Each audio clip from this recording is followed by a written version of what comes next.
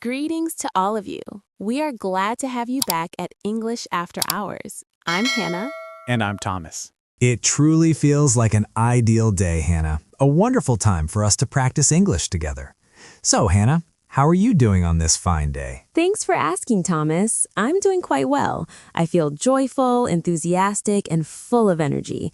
I'm ready to dive into this session with our audience.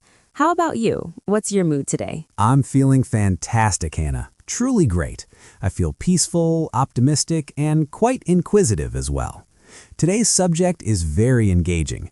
We're discussing how to organize a journey, arranging travel, visiting new locations, seeing the sights, and meeting new people. It's quite a topic. Honestly, who doesn't enjoy a good trip? You're right, Thomas. Going on a journey is marvelous. Furthermore, the preparation is a huge part of the fun. Sometimes the planning phase is even more thrilling than the actual travel. It feels as though the journey starts before the suitcases are even packed. That's very accurate, Hannah. Today, we'll guide you through straightforward advice, simple steps, and useful concepts to ensure your travel planning is seamless and stress-free. Even if this is your very first time arranging a trip, don't worry, we're here to support you. Indeed. Keep in mind that our English lessons are designed to be interactive. We'll go over key vocabulary, pose basic questions, and share brief anecdotes to ensure everything is easy to follow. Precisely. Additionally, enjoyment is a core element of our channel. Studying English should feel natural, pleasant, and enjoyable, rather than a burden. I agree, Thomas. So get ready, everyone. We're about to explore the stages of travel planning one by one. It'll be uncomplicated, clear, and very entertaining. To those watching at home, before we begin, here's a brief note. If you like practicing English with us, please hit the like button and share this with your friends, family, or anyone interested in language and travel. Also, remember to follow the Our channel. Yes, indeed. We truly value your support. It allows us to continue producing sessions that are helpful and easy to grasp. I'm all set, Hannah.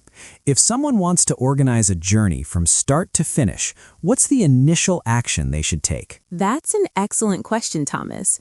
Everyone, please stay tuned. We're going to show you how organizing a trip can be straightforward and genuinely enjoyable. So, Hannah, when people discuss traveling, what's typically the first thing that comes to mind? I believe it's quite basic, deciding on a location, wouldn't you say? Exactly. Selecting a destination. Before purchasing tickets or booking accommodations, you must pick a spot. That's correct. Without a specific location in mind, further planning is impossible. Right. So tell me, when you're picking a place to visit, what's your primary consideration? For me, it's the climate. I consider whether I prefer a warm environment or a cooler one. Yes, the climate is a major factor, whether it's a beach setting or a mountain atmosphere. Precisely. There's also the overall vibe. Do I prefer a tranquil setting or one that's bustling and vibrant? Such as a quaint village or a major metropolis. Yes, exactly. Some people enjoy historic sites, while others prefer contemporary urban areas. That's a valid observation. Essentially, the first stage involves asking yourself a few basic questions. And being honest with your responses. Correct, because once the location is decided, the rest of the process flows much easier. So, remember, step 1, choose your destination. Choose where you want to go, and your trip starts from there. Okay, Hannah, quick question. If you could travel right now, where would you go? Right now?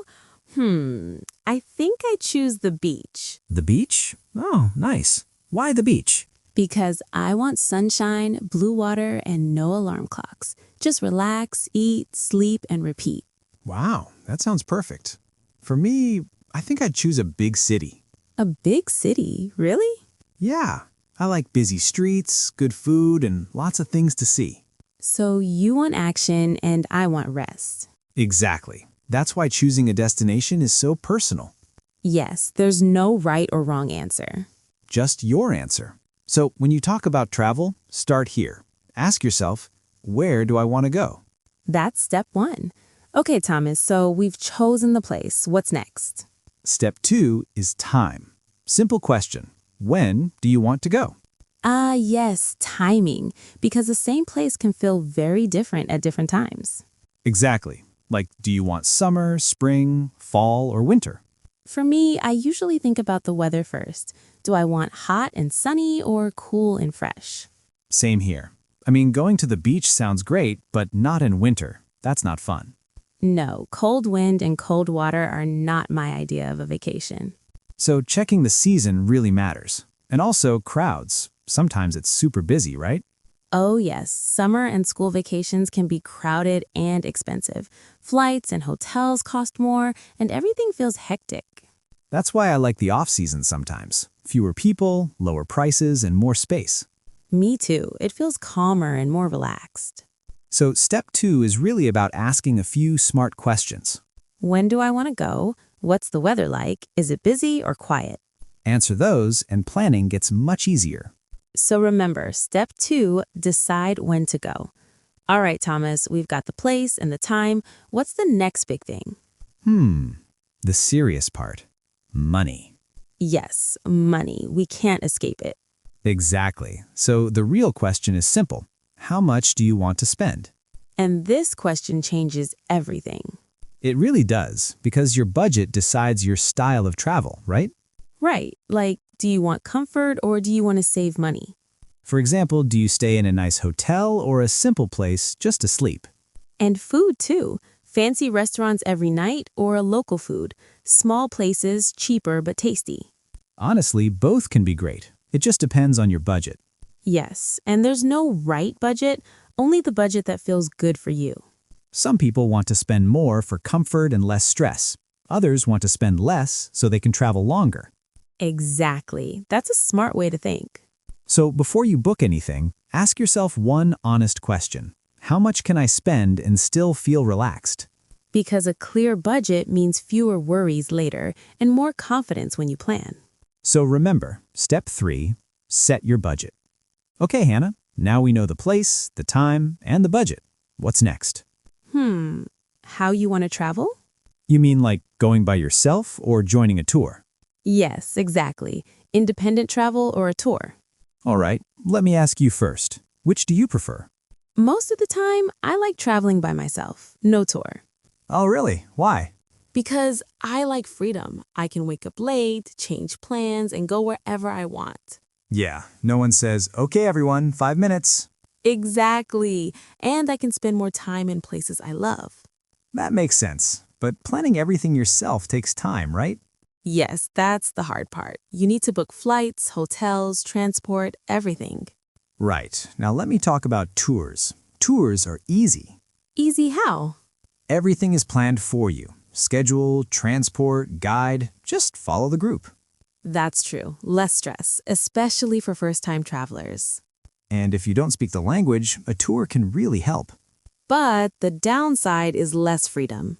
Yeah, you move when the group moves. So it really depends on the person.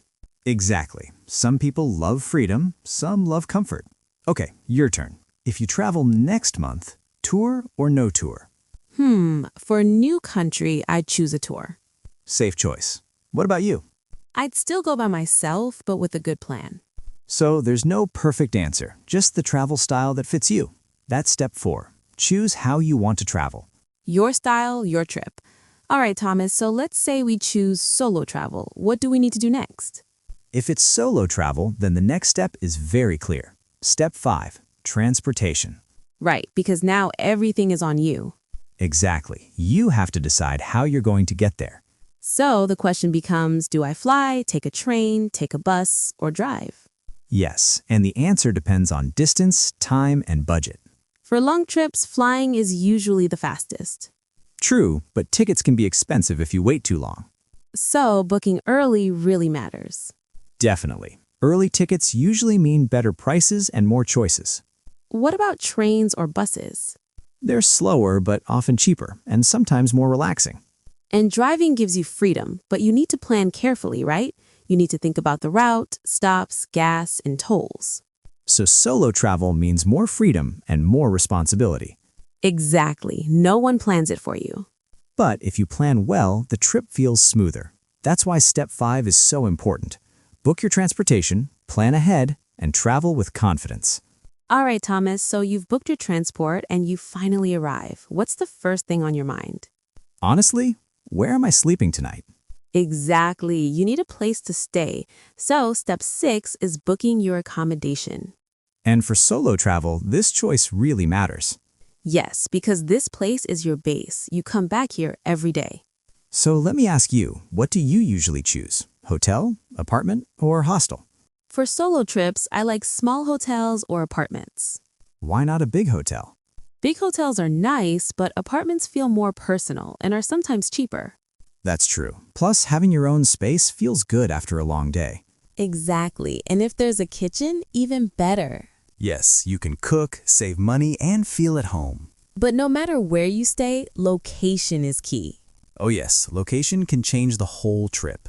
I always ask, is it close to the places I want to visit or at least close to public transportation? Right, easy access to buses or trains makes life much easier. So, step 6 isn't just booking a room. It's choosing a place that fits your trip. Step 6, book your accommodation. A good place to stay makes the whole journey better. All right, Hannah, now the big stuff is done. What's next?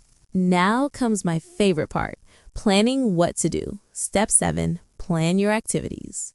Yes, I love looking for fun things to do, museums, parks, famous spots, and trying new food, of course. Same here. And don't forget concerts, events, or local experiences. Exactly, but here's the key. Plan, but not too much. You want some structure, but also freedom. Flexible, that's the word, because sometimes the best moments are surprises. Like discovering a tiny cafe nobody told you about. Or a street performance, or a festival by chance. So don't plan every minute. Leave room for fun. A little space, a little adventure. That's what makes travel exciting. Step 7, plan your activities, but keep it flexible. Yeah, have a plan, but always be ready for surprises. All right, Hannah, before we leave the house, is there anything else? Oh yes, Thomas, very important. Step 8, pack your bags. Think about your clothes. What will you wear? And don't forget your toothbrush.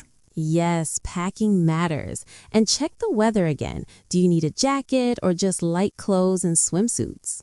Exactly. And don't forget your documents, passport, ID, tickets, and so on. Oh yes, super important. And what about money? Will you need local cash or mostly a credit card? Good question. It's smart to have some local cash for small things. And don't forget to tell your bank you're traveling so they don't block your card. Yes, nothing is worse than arriving somewhere and your card doesn't work. And one more tip, pack a small first aid kit, a phone charger, and maybe a reusable water bottle. True, small things make a big difference. So, step 8, pack and prepare. Pack smart, be ready, and you'll start your adventure stress-free. So Hannah, what's the final step for a perfect trip? It's simple but so important. Step 9, enjoy your trip. Exactly. Enjoy every single moment. Take lots of pictures. So many pictures, and make wonderful memories. Memories you'll never forget. Yes, relax, have fun, laugh a lot, and just enjoy being there. Sometimes things don't go perfectly, but that's part of the adventure. Exactly. Missed trains, rainy days, they all become stories to tell later. I love that. So the last step is really about living in the moment. Enjoy, explore, and make your trip unforgettable. Wow, what a trip it's going to be. Ready? Totally. Let's go. All right, friends, let's do a quick review of our steps. Ready, Thomas? Let's do it.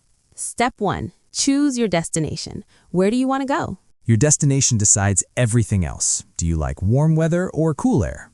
And do you want history or modern cities? For me, maybe a big city like Paris. Paris sounds amazing. Step 2, decide when to go.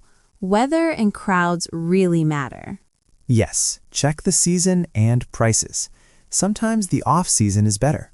Step 3, set your budget. How much can you spend? Comfort or budget-friendly? Your budget decides your hotel and food. Plan wisely and travel with confidence. Step 4, travel style. Solo or tour? I love solo travel for the freedom, but tours are great for zero stress. Pick what fits you. Step 5, book transportation. Fly, train, bus, or drive. Book early. Step 6, book accommodation. Hotel, apartment, or hostel. Location is key. Near attractions or public transport. A kitchen helps save money too. Step 7. Plan activities. Museums, landmarks, food, but keep it flexible. Leave room for surprises. Step 8. Pack and prepare. Clothes, documents, money, chargers. Don't forget your toothbrush. And the final step, enjoy your trip. Take pictures, laugh, and relax. Yes, even little mistakes become stories. Plan smart, travel confidently, and enjoy every moment. Thomas, this is such a clear guide, even for first-time travelers. Yes, breaking a big task into smaller steps makes it less stressful. And when you have a plan, you feel relaxed. Exactly. Now, Hannah, let's quickly review some travel vocabulary. Ready? Let's go. First word, destination. The place you're going to, like Paris or the beach. Second word, budget. The money you plan to spend on your trip. Third word, accommodation. Your place to stay, hotel, apartment, or hostel. Fourth word, itinerary. Your plan for the trip, what you'll do each day. Fifth word, tourist attraction. A place people like to visit, like museums or landmarks. Sixth word, off-season. The time of year when fewer people travel, it's usually cheaper. Seventh word, solo travel. Traveling by yourself, freedom. Eighth word, flexible. Being able to change your plans easily. Ninth word, landmark. A famous building or place like the Eiffel Tower. And last word, adventure. New experiences, fun, and surprises. Exactly. Remember these 10 words and you're ready to plan your trip in English. Step, plan, enjoy, and have an amazing adventure. Now it's your turn, friends. We want to know, do you prefer solo travel or joining a tour, and why? Write your answer in the comments. Sharing your thoughts is a great way to practice English. Don't be shy. Solo or tour? Tell us why. Can't wait to read your answers. Wow, Thomas, we've covered a lot today. Yes. Before we go, let's give some quick tips. Tip 1. Always check the weather before you pack. Tip 2. Keep your documents and money safe. Tip 3. Be flexible. Don't plan every minute. Tip 4. Have fun. Try new food and laugh a lot. Travel is about memories, not just ticking boxes. If you enjoyed this video, please like it. And subscribe to our channel for more tips. Plan smart, travel confidently, and improve your English at the same time. Pack smart, travel safe, and have an amazing adventure. Absolutely. See you next time. Bye. Keep practicing English. Bye, everyone.